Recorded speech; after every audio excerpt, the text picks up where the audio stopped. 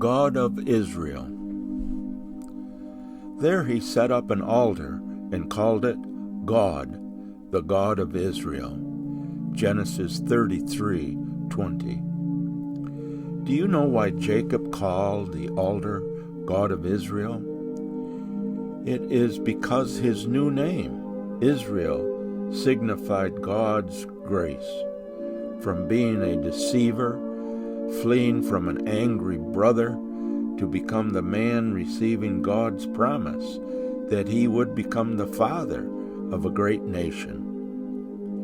Jacob experienced nothing but God's grace. When his brother Esau asked, "Who are these with you?" it is no surprise that Jacob answered, "They are the children God has graciously given your servant." Genesis 33:5. For Jacob, God is a gracious giver. It was God's grace that changed Jacob's life from a deceiver to a receiver of God's full blessing.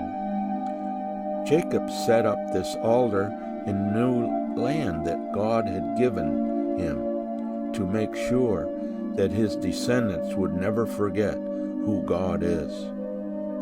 The name God of Israel does not mean God is the God only of Israel.